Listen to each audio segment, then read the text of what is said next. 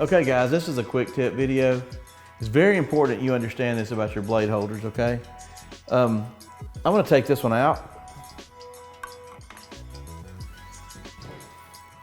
This is like, I think they call this the plunger. See how the blade comes out right there?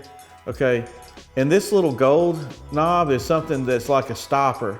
It keeps me from tightening it up anymore. But if I wanna loosen it, then I can start to tighten this up a little bit more. Therefore, it's gonna push this blade out a little further. Well, right now I've got this, literally perfectly dialed in. But if I was cutting too deep, I would loosen the little gold a little bit. I would actually turn this, almost like an 1/8 of a turn. Like, this is super sensitive.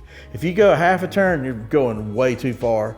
I would incrementally, turn these just barely. And then I would go back and I would do a test oval. And I would do another turn and I would just keep dialing it in. And then at some point you may go too far one way, then you start going back the other way and you start to see where you need to be with these adjustments. And then at the end, you start to fine tune, with the downforce pressure. And that's how you adjust these blades.